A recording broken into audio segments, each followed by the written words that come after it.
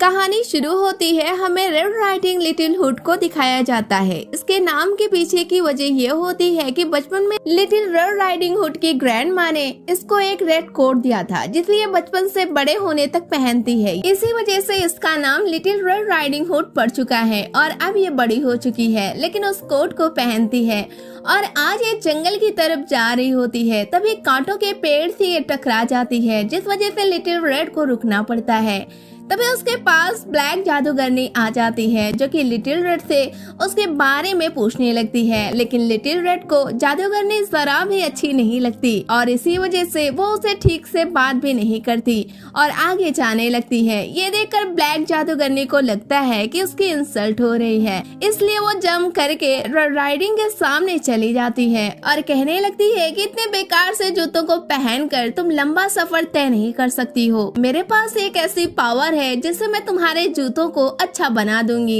ये कहते हुए अपना जादू शुरू कर देती है, लेकिन जादू के पावर से रेड राइडिंग के जूते अच्छे होने की जगह खराब हो जाते हैं और बहुत ही गंदे हो जाते हैं। ये देखकर राइडिंग को गुस्सा आ जाता है। वो ब्लैक जादूगरनी को बातें सुनाते हुए अपने जूतों को धुलने के लिए चली जाती है, लेकिन पानी की रफ्तार इतनी तेज होती है कि उसका जूता बहाव में दूर चला जाता है। अब राइडिंग अफसोस करते हुए नंगे पांव ही आगे बढ़ने लगती है। अब आगे जाकर उसे सिंड्रेला नाम की एक लड़की नजर आती है, जिसने राइडिंग के जूते पहने होते हैं। ये देखकर राइडिंग उससे अपना शूज तो मांग लेती है, लेकिन सिंड्रेला के ऐसे बुरे हालात और गंदे कपड़ों को देखकर उसके बारे में पूछने लगती है कि उसको क्या हुआ है। तभी राइडिंग अपने पावर का यूज करके उसके पास्ट के बारे में भी जान जाती है। इसकी 2 सौतेली बहनें हैं और एक सौतेली माँ है। उन लोग सिंड्रेला के साथ बहुत ही बुरा बर्ताव करती हैं। एक नौकरानी से ज्यादा इसे कुछ भी नहीं समझती हैं।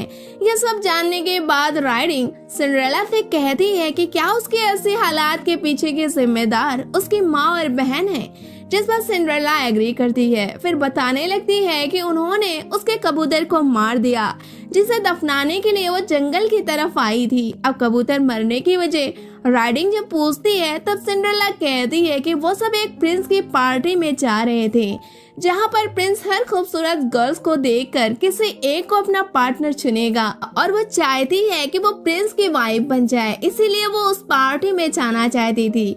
और ये बात जब उसने अपनी माँ और बहन के सामने रखी, तब उन लोग कहने लगे कि सिंड्रेला जैसी बदसूरत लड़की उस पार्टी में एंट्री नहीं ले सकती है। ये कहते हुए सिंड्रेला रो पड़ती है। फिर कहती है कि इस दुनिया में सिर्फ खूबसूरत लोगों को ही चुना जाता है। हम जैसे खराब सूरत वाले लोग तो दुनिया में रहने के काबिल है ही नहीं। उसकी ये बात सुनकर राइडिंग कहती है कि वो फिक्र नहीं करे, वो उसे उस पार्टी में लेकर जाएगी। ये कहते हुए सिंड्रेला के हाथ को थाम लेती है, लेकिन सिंड्रेला ने इतने गंदे कपड़े पहने होते हैं कि ऐसे में वो पार्टी में जा ही नहीं सकती थी। तभी यहाँ पर ब्लैक जादूगरनी आ जाती है, जो कि कहती है कि वो जूतों का जादू तो ठीक से नहीं जानती, लेकिन ड्रेस का जादू उसे बहुत ही अच्छे से आता है। ये कहते हुए सिंड्रेला को बहुत ही प्यारा ड्रेस पहना देती है, जिससे सिंड्रेला बहुत ही खूबसूरत लगने लगती है, जिसे देखकर राइडिंग भी अपना मेकओवर करा लेती है। अब दोनों ही परियां लगने लगती हैं, लेकिन अफसोस कि इनके पास कोई भी जूते नहीं होते। तभी ब्लैक जादूगरनी की भतीजी भी यहाँ पर आ जाती है, जिसने अभी अभी ग्लास के सैंडल बनाने का जादू सीखा होता है। ये कहते हुए वो इन दोनों को प्यारी सी सैंडल दे देती है, लेकिन इन जादू का असर ज्यादा देर तक नहीं होता। जूते का असर 24 घंटे और ड्रेस का असर सिर्फ 12 घंटे तक ही रहेगा। उसके बाद जादू से पहले जो जैसा था अब वैसा ही दोबारा हो जाएगा। खैर, ये बड़ी मुश्किल की बात होती है। वहाँ जाने में लगभग 12 घंटे से ज्यादा ही लग जाएंगे। ऐसे में जादू तो खत्म हो जाएगा। ये देखकर ब्लैक जादूगरनी घोड़ा गाड़ी का भी इंतजाम कर देती है, लेकिन ये भी जादू का ही होता है, यानी कि 12 घंटे के बाद घोड़ा गाड़ी भी गायब हो जाएगी। खैर, जल्दी से ये लोग प्रिंस के किले की तरफ जाने लगते हैं। तभी रास्ते में किसी की डेथ इनकी गाड़ी से हो जाती है। ये देखकर इन लोग गाड़ी से नीचे उतर जाते हैं। रेड राइडिंग हुड जब डेड बॉडी के पास जाती है, तब अपने पावर का यूज करती है और फौरन ही जान जाती है कि इसकी मौत तो पहले ही हो गई थी। अब जल्दी से उसे पत्तों के नीचे दफन करके महल में पहुंच जाती है, जहां पर एक गंदे कपड़े वाली लेडी खड़ी होती है, जो कि अंदर तो जाना चाहती थी, लेकिन गार्ड ने उसे रोक लिया था कि ऐसे बदसूरत लेडी को महल में एंट्री नहीं दी जा सकती है। खैर इन लोग अंदर चले जाते हैं जहाँ पर सिंड्रेला की बहन और माँ भी आई होती हैं। ये सब की निगाहें सिंड्रेला से हट ही नहीं रही होती हैं क्योंकि वो बहुत प्यारी डॉल जैसी लग रही होती है। तभी किंग अपने बेटे से कहते हैं कि वो इतनी गर्ल्स में से किसी एक को सिलेक्ट कर ले। प्रिंस बहुत सैड होता है लेकिन फादर की बात को मानते हुए सिंड्रेला के हाथ को पकड़कर उसके साथ डांस करने लगता है। ये देखकर वहाँ पर आई हुई गर्ल्स का दिल चकनाचूर हो जाता है। वो सब भी डांस करने लगती हैं लेकिन उनका सॉन्ग होता है कि शीशे का था दिल मेरा और पत्थर का शहजादा था जो कि दिल तोड़ गया। ये सब हो ही रहा होता है कि तभी किंग सबके डांस को रोक देते हैं क्योंकि उनको ये बात पता लग चुकी थी कि उनके हेयर डिजाइनर की मौत हो चुकी है, वो भी किसी की घोड़ा गाड़ी से। इसलिए वो सारे ही मेहमानों को वहीं पर रोक लेते हैं क्योंकि इन्हीं में उनका कातिल छिपा हुआ था। ये सुनकर सिंड्रेला डर जाती है। वैसे भी 11 बज चुके थे, जादू वाली ड्रेस भी खत्म होने में सिर्फ 1 घंटा ही बचा होता है, लेकिन इन लोग जा भी नहीं सकती थी। ऐसे में सारे ही लोग श्योर हो जाते कि सिंड्रेला और राइडिंग हुड ने ही उस मर्डर को किया है। इसीलिए इन दोनों को यहाँ पर रुकना पड़ता है। अब हर घोड़े के पैर को चेक किया जाता है लेकिन किसी के पैर में ब्लड का निशान नहीं मिलता। वजह ये थी कि राइडिंग हुड ने ब्लड को पहले ही साफ कर दिया होता है। इसे कहते हैं चालाक लड़की। खैर तभी जांच के बाद किंग को पता लगता है कि ये मौत गाड़ी से नहीं बल्कि पहले ही हो चुकी थी। मौत के बाद ही वो घोड़ा गाड़ी से टकराए थे, इसलिए वो यहाँ के आए मेहमानों को जाने के लिए कहते हैं। तभी कुछ लोग इन्वेस्टिगेशन के बाद उस मरे हुए आदमी हेनस का सबूत लेकर आते हैं, जिससे ये बात पता चलती है कि हेनस बहुत ही बुरा इंसान था। जो भी लड़की उससे हेयर कट नहीं कराती थी तब वो सारे लड़कियों के बाल को छोटा कर दिया करता था। खैर इस पार्टी में सिर्फ 5 ही परकटी गर्ल्स होती हैं, जिनमें से एक सिंड्रेला की स्टेप सिस्टर एन भी होती है। एन कहती है कि हाँ ये बात सच है कि जब वो बाल को कट कराने गई थी तब उन्होंने कहा था कि छोटे बाल वाली लड़कियों को प्रिंस ज्यादा ही पसंद करते हैं। अगर तुम्हें उसकी वाइफ बनना है तो तुम्हें परकटी बनना पड़ेगा। ये कहते हुए उन्होंने हमारे बाल को काट दिया। फिर वो प्रिंस से मिलने के लिए गई थी तब उसने बाहर से ही आवाज सुनी कि प्रिंस और हेनस के बीच बहस हो रही है, क्योंकि प्रिंस एक लड़की को चाहता था जो कि एक नौकरानी होती है। इसलिए किंग इससे शादी करने के लिए राजी नहीं हुए थे। अब वही लड़की की मुलाकात एक दिन हेनस से हो जाती है जो कि उसके बाल को कट कर दिए थे। ये बात जब प्रिंस को पता लगी तब वो हेनस पर गुस्सा कर रहे थे, यानी कि प्रिंस ने हेनस को ही मारा है। अब प्रिंस इस बात के लिए इनकार कर रहे होते हैं लेकिन ऐसा कोई भी सबूत नहीं था जिससे कि वो बच सकते। इसलिए किंग उन्हें फौरन ही जेल भेज देते हैं।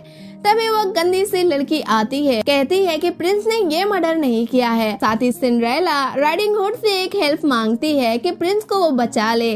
तब राइडिंग हुड कहती है कि प्रिंस जो बात कह रहे हैं ये बात सच है कि हेनस की जब मौत हुई थी तब वो उस वक्त वहाँ पर नहीं थे, वो उस वक्त पहाड़ी पर थे। यानी कि हेनस के मौत की जिम्मेदार प्रिंस नहीं है, यानी कि ये मर्डर उन्होंने नहीं किया है। सबूत के तौर पर प्रिंस के कपड़ों में एक कांटा मिलता है। ये कांटा सिर्फ उसी पहाड़ी पर पाया जाता है। इस तरह प्रिंस को जेल से बाहर लाया जाता है। अब किंग मेहमानों को घर जाने के लिए कहते हैं क्योंकि इनमें से कोई भी कातिल नहीं होता। खैर अब 12 बजने में सिर्फ 5 ही मिनट बचा था, इसलिए राइडिंग हुड और सिंड्रेला भागते दौड़ते कूदते गिरते पड़ते गाड़ी में बैठ जाती हैं और फौरन ही यहाँ से निकल जाती हैं। न कि सिंड्रेला का एक जूता महल की सीढ़ियों पर छूट जाता है। सिंड्रेला को रोकने के लिए प्रिंस बाहर आए थे लेकिन वो लोग जा चुकी थी। सैंडल प्रिंस के हाथ लग जाती है। अब रास्ते में जादू का असर खत्म हो जाता है और कपड़े भी असली वाले आ जाते हैं और गाड़ी भी गायब हो चुकी थी, इसलिए ये लोग दूर जाकर गिरती हैं। फिर राइडिंग हुड सिंड्रेला के घर चली जाती है जहाँ पर ये लोग सोई होती हैं। तभी जंगल से एक आवाज आती है। ये सुनकर वो वहाँ पर जाती है। तब सिंड्रेला की दूसरी सौतेली बहन से वहाँ मिलती है, जिसे पूछने के बाद ये बात पता चलती है कि उसे हेनस का लेटर आया था कि वो उसके बाल को ठीक कर देगा। ये सुनकर वो वहाँ पर पहुँच गई लेकिन अचानक ही किसी ने उसके सर पर अटैक कर दिया। कुछ देर बाद जब उसे होश आया तब हेनस की मौत हो चुकी थी। ये देखकर वो काफी घबरा जाती है लेकिन लाश को ठिकाने लगाना होता है, इसलिए जंगल में ले आई होती है और किसी घोड़ा गाड़ी का वेट कर रही होती है। और तभी उसे एक रास्ते से घोड़ा गाड़ी आती हुई नजर आती है, जिसके सामने हेनस को वो फेंक देती है, जिससे कि लोगों को लगे कि हेनस की मौत घोड़ा गाड़ी से टकरा कर हुई है।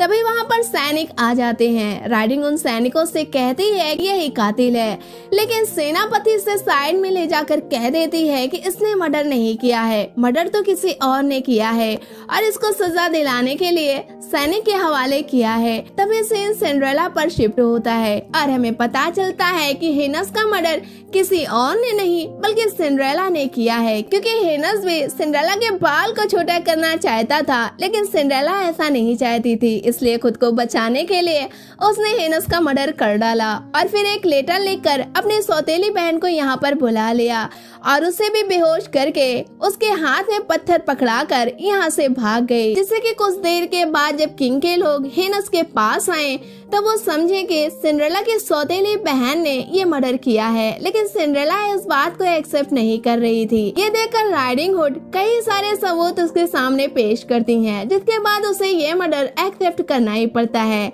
साथ ही पता चलता है कि वो जंगल में कबूतर दफनाने नहीं बल्कि सैंडल को दफनाने आई होती है, क्योंकि अपने सौतेली बहन को जब उसने मारा था तब हील टूट गई थी।